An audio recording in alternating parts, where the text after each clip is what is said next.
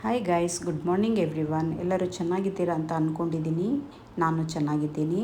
ನಾನು ಇವತ್ತು ನಿಮಗೆ ಕೂರ್ಗ್ ಸ್ಪೆಷಲ್ ಪಾಪಿಟ್ಟನ್ನು ಹೇಗೆ ಮಾಡೋದು ಸಿಂಪಲ್ಲಾಗಿ ಮತ್ತು ಇನ್ಸ್ಟೆಂಟಾಗಿ ಹೇಗೆ ಮಾಡೋದು ಅಂತ ಹೇಳೋದನ್ನ ನಾನು ಹೇಳ್ಕೊಡ್ತೀನಿ. ವಿಡಿಯೋ ಕೊನೆ ತನಕ ನೋಡಿ, ಮನೇಲಿ ನೀವು ಸಹ ಮಾಡಿ. ಇಲ್ಲಿ ನಾನು 2 ಗ್ಲಾಸ್ ಅಕ್ಕಿನ ತೊಗೊಂಡು ಚೆನ್ನಾಗಿ ತೊಳ್ಕೊಂಡು ಒಂದು ಪ್ಲೇಟ್ ಮೇಲೆ ಹರಡಿಟ್ಕೊಂಡಿದ್ದೀನಿ. ಕೆಳಗಡೆ ಸ್ಟೌವಲ್ಲಿ ನಾನು ನೀರಿಟ್ಟಿದ್ದೆ ಕುಡಿಲಿಕ್ಕೆ.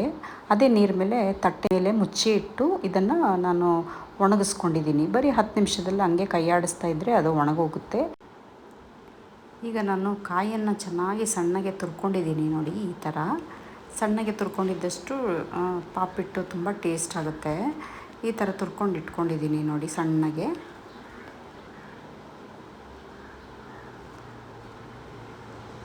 ಈಗ ನಾವೊಂದು ಮಿಕ್ಸಿ ಜಾರ್ ತೊಗೊಂಡು ಅದಕ್ಕೆ ಈ ಅಕ್ಕಿನ ನಾವು ಮಿಕ್ಸಿ ಮಾಡ್ಕೊಳ್ಬೇಕಾಗತ್ತೆ.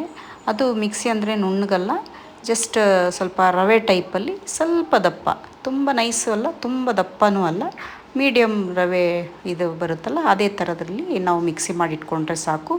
ಜಸ್ಟ್ ಒಂದು 3-4 ಸಲ ಮಿಕ್ಸಿ ಆನ್ ಆಫ್ ಅಷ್ಟೇ ಮಾಡಿದ್ರೆ ಸಾಕು. ಇಷ್ಟೇ ಬಂದರೆ ಸಾಕು. ಮತ್ತೇನು ಪುಡಿನ ನಾವು ಒಂದ್ರಿ ಮಾಡ್ಕೊಳ್ಬೇಕು ಆ ಥರ ಏನೂ ಇಲ್ಲ, ಹಾಗೇ ಇದ್ದರೆ ಸಾಕು. ಈಗ ನಾನು ಇದನ್ನು ಮಾಡ್ಕೊಳ್ತೀನಿ. ಅರ್ಧ ಮಾತ್ರ ತೊಗೊಳ್ತೀನಿ. ಅದರಲ್ಲಿ ಅರ್ಧ ಮಾತ್ರ ತೊಗೊಂಡು, ಯಾಕಂದರೆ ಒಂದು ಟ್ರಿಪ್ಪಿಗೆ ಎಷ್ಟು ಬೇಕೋ ಅಷ್ಟೇ ತೊಗೊಳ್ತಾ ಇದ್ದೀನಿ. 1 ಗ್ಲಾಸ್ ಹಾಕಿದರೆ ನಮಗೆ ಒಂದು ಇಡ್ಲಿ ಪಾತ್ರೆಯಲ್ಲಿ ಸಾಕಾಗುತ್ತೆ. ಸೊ ಅರ್ಧದಷ್ಟು ರವೆ ತೊಗೊಂಡು ಅದಕ್ಕೆ ನಾನು ಪಿಂಕ್ ಸಾಲ್ಟ್ ಹಾಕ್ತಾಯಿದ್ದೀನಿ. ಅದಕ್ಕೆ ಸ್ವಲ್ಪ ಶುಗರ್ ಹಾಕ್ತಾಯಿದ್ದೀನಿ. ಸ್ವಲ್ಪ ಸ್ವೀಟ್ನೆಸ್ ಇದ್ದರೆ ತುಂಬ ಚೆನ್ನಾಗಿರುತ್ತೆ ತಿನ್ನಲಿಕ್ಕೆ, ಮಕ್ಕಳು ತಿನ್ನಲಿಕ್ಕೂ ಖುಷಿಯಾಗುತ್ತೆ ಅಂಥೇಳಿ ಇದನ್ನು ಸ್ವಲ್ಪ ಕಲಿಸ್ಕೊಳ್ತೀನಿ ನಾನು. ಈ ಥರ ಮಾಡೋದ್ರಿಂದ ಮಕ್ಕಳು ಸಮೇತ ಇಷ್ಟಪಟ್ಟು ತಿಂತಾರೆ.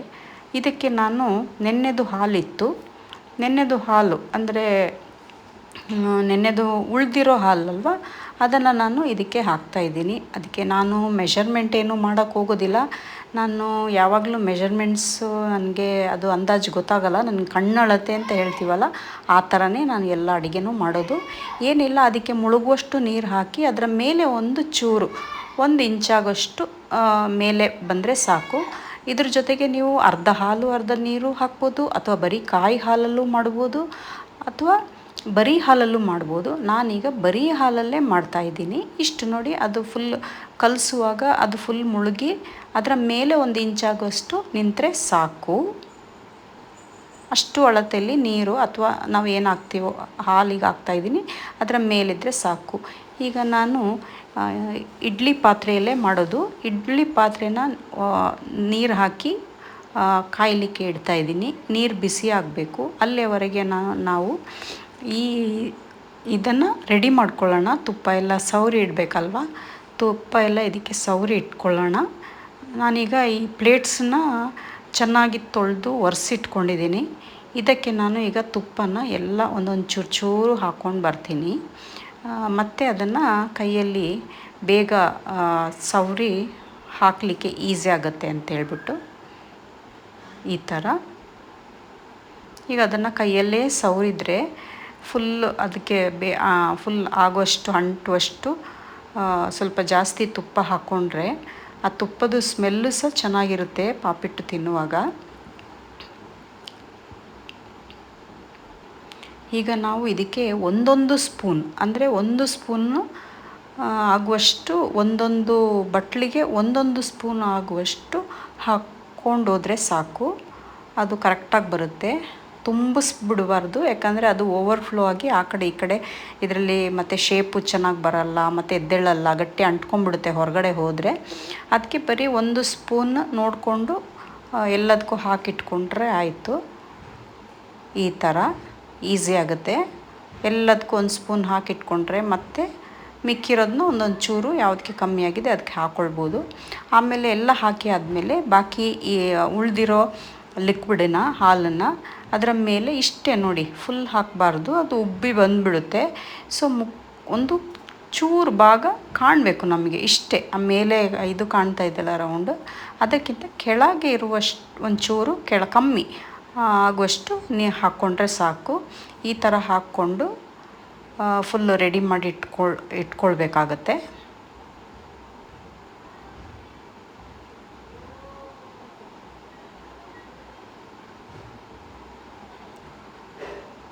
ಇನ್ನು ಉಳ್ದಿರೋದನ್ನ ಎಲ್ಲಿ ಸ್ವಲ್ಪ ಕಮ್ಮಿ ಆಗಿದೆ ಅಲ್ಲಿಗೆ ಅಡ್ಜಸ್ಟ್ ಮಾಡಿದ್ರೆ ಆಯಿತು. ಅಕಸ್ಮಾತ್ ನೀವು ಹಾಕಿರೋ ಹಾಲು ಸ್ವಲ್ಪ ಕಡಿಮೆ ಆದಲ್ಲಿ ಒಂದು ಸ್ಪೂನು ಪುನಃ ಒಂದು ಎಕ್ಸ್ಟ್ರಾ ಒಂದು ಚೂರು ಹಾಲು ತೊಗೊಂಡು ಇದು ನೋಡಿ ಕರೆಕ್ಟ್ ಆಯಿತು.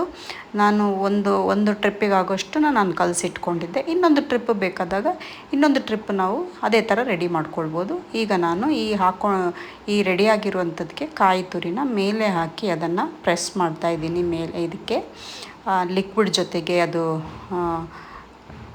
ಮಿಕ್ಸ್ ಮಾಡ್ತಾಯಿದ್ದೀನಿ. ಹಾಗೆಯೇ ನೋಡಿ ಈ ಥರ ಮಾಡಿಟ್ಕೊಂಡ್ರೆ ಸಾಕು. ಇಷ್ಟೇ ವಿಧಾನ. ಇಷ್ಟು ಮಾಡಿದರೆ ನಿಮಗೆ ಇದ್ರ ಜೊತೆಗೆ ತಿನ್ನಲಿಕ್ಕೆ ಬರೀ ಅದನ್ನೇ ಹಾಗೇ ತಿನ್ಬೋದು.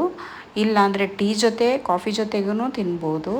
ಇಲ್ಲಾಂದರೆ ಮಟನ್, ಚಿಕನ್, ಫಿಶ್ ಕರಿ ಆ ಥರದಕ್ಕೂ ಕಾಂಬಿನೇಷನ್ ಆಗುತ್ತೆ, ಚೆನ್ನಾಗಿರುತ್ತೆ. ಇಲ್ಲ ಬರೀ ವೆಜಿಟೇರಿಯನ್ಸ್ ಆದರೆ ಬರೀ ಚಟ್ನಿ ಜೊತೆಗೂ ತಿನ್ಬೋದು.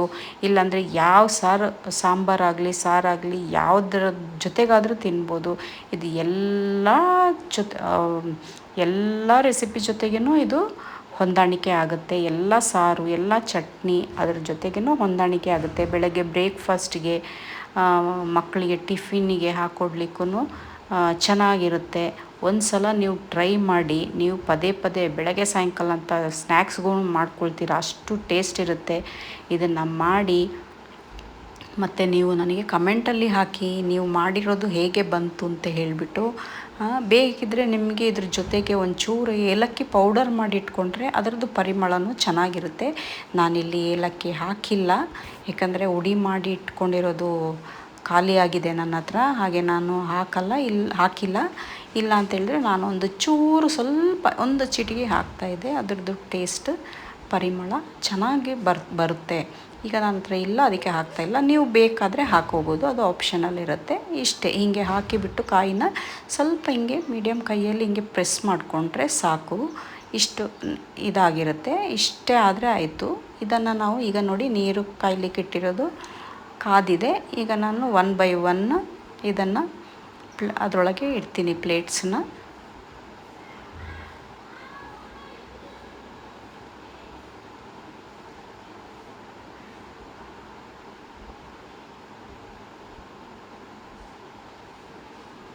ಅಷ್ಟೇ, ಈಗ ಮುಚ್ಚಿಡ್ತಾಯಿದ್ದೀನಿ. ಇದೇನಿಲ್ಲ, ಒಂದು 15 ಮಿನಿಟ್ಸ್ ಇಲ್ಲಿ ಹಾಕಿದಲ್ಲಿಂದನೇ 15 ಮಿನಿಟ್ಸ್ ಸ್ವಲ್ಪ ಹೈ ಫ್ಲೇಮಲ್ಲಿ ನೀವು ಬಾಯ್ಲ್ ಮಾಡಿದರೆ ಆಯಿತು. ಈಗ ನೋಡಿ 15 ಮಿನಿಟ್ಸ್ ಆಗಿದೆ, ನಾನು ತೆಗ್ದಿದ್ದೀನಿ. ನೋಡಿ ಎಷ್ಟು ಚೆನ್ನಾಗಿ ಬಂದಿದೆ ಅಂತೇಳ್ಬಿಟ್ಟು ನೋಡ್ತಾ ಇದ್ರೇ ತಿನ್ನುವ ಅಂತ ಅನಿಸ್ತದೆ. ಆ ಘಮ ತುಪ್ಪ ಕಾಯಿ ಇದೆಲ್ಲ ಮಿಕ್ಸಾಗಿ ಅದು ತೆಗಿಯುವಾಗ ಅದರದ್ದು ಪರಿಮಳ ಇದೆಯಲ್ಲ, ಈಗ ತಣ್ಣಗಾಗಲಿಕ್ಕೆ ವೆಯ್ಟ್ ಮಾಡೋಷ್ಟು ಪುರ್ಸೊತ್ತೇ ಕೊಡೋಕ್ಕಾಗೋದಿಲ್ಲ. ಈಗಲೇ ತಿಂದುಬಿಡೋಣ ಅನಿಸುತ್ತೆ, ಆದರೆ ತುಂಬ ಬಿಸಿ ಇದೆ. ಅದು ಸ್ವಲ್ಪ ಒಂಚೂರು ಮುಟ್ಟುವಷ್ಟು ತಣ್ಣಗೆ ಆಗಬೇಕು, ಯಾಕೆಂದರೆ ಅದರಿಂದ ಬಿಡಿಸ್ಕೊಳ್ಬೇಕಲ್ಲ ನಾವು, ಅದಕ್ಕೆ. ಈಗ ನೋಡಿ ಸ್ವಲ್ಪ ಕೂಲಾಗಿದೆ. ಈಗ ನಾನು ಇದನ್ನು ಮೆಲ್ಲೆ ಒಂದು ಸ್ಪೂನಿಂದನೇ ತೆಗಿತೀನಿ. ನಾವು ತುಪ್ಪ ಜಾಸ್ತಿ ಸ್ವಲ್ಪ ಸವರಿರೋದ್ರಿಂದ ಅದು ಎಷ್ಟು ಕ್ಲೀನಾಗಿ ಬರುತ್ತೆ ನೋಡಿ. ಒಂದು ಚೂರೂ ಆ ಪಾತ್ರೆಗೆ ಅಂಟ್ಕೊಳ್ಳಲ್ಲ, ಅಷ್ಟು ನೀಟಾಗಿ ಬರುತ್ತೆ. ಮತ್ತು ನಾವು ನೋಡಿ ಕಡಿಮೆ ಒಂಚೂರು ಕಮ್ಮಿ ಮಾಡಿ ಹಾಕಿದ್ವಿ ನೋಡಿ, ಅದು ಉಬ್ಬಿ ಅದು ಪ್ಲೇಟ್ದು ಕರೆಕ್ಟ್ ಆ ಬಟ್ಲದು ಮೇಲೆ ಕರೆಕ್ಟಾಗಿ ನಿಂತ್ಕೊಂಡಿದೆ ಅಷ್ಟೇ. ಅದಕ್ಕೆ ತುಂಬ ಹಾಕಿಬಿಟ್ರೆ ಅದೆಲ್ಲ ಓವರ್ಫ್ಲೋ ಆಗಿ ಒಂಥರ ಗಲೀಜಾಗಿ ಕಾಣುತ್ತೆ. ಇದು ಇಷ್ಟು ನೀಟಾಗಿ ಬರುತ್ತೆ. ಪಾತ್ರೆನೂ ಇದಾಗಿಲ್ಲ ನೋಡಿ, ಒಂದು ಚೂರು ಸಹ ಅದರಲ್ಲಿ ಅಂಟ್ಕೊಂಡಿಲ್ಲ, ಅಷ್ಟು ನೀಟಾಗಿ ಬರುತ್ತೆ ನೋಡಿ. ಪ್ರತಿಯೊಂದು ಅದೇ ಥರ ಬರುತ್ತೆ ನೋಡಿ, ಎಲ್ಲೂ ಒಂಚೂರಾದರೂ ಅಂಟ್ಕೊಳ್ಳಲ್ಲ. ಅಷ್ಟು ನಾನು ಹೇಳಿದ ವಿಧದಲ್ಲಿ ನೀವು ಮಾಡಿದರೆ ಇದೇ ಥರ ಬರುತ್ತೆ. ನಿಮಗೂ ಕೂಡ ತಿನ್ನೋಕ್ಕೂ ಅಷ್ಟು ಟೇಸ್ಟ್ ಆಗುತ್ತೆ. ಒಬ್ಬೊಬ್ಬರೇ ಒಂದೊಂದು ಪ್ಲೇಟ್ ತಿಂದುಬಿಡ್ಬೋದು, ಆ ಥರ ಅಷ್ಟು ಟೇಸ್ಟಿಯಾಗಿರುತ್ತೆ. ನೀವು ಇದನ್ನು ಮನೆಯಲ್ಲಿ ಟ್ರೈ ಮಾಡಿ, ನಿಮ್ಮ ಮಕ್ಕಳಿಗೆ ಟಿಫಿನಿಗೆ ಹಾಕಿ, ಅವರು ಮಧ್ಯಾಹ್ನ ತಿಂದುಬಿಟ್ಟು ಸಾಯಂಕಾಲ ಬಂದುಬಿಟ್ಟು ಹೇಳ್ತಾರೆ, ಅಮ್ಮ ನಾಳೆನೂ ಟಿಫಿನಿಗೆ ಅದೇ ಹಾಕಮ್ಮ ಅಂತ ಹೇಳ್ಕೊಂಡು.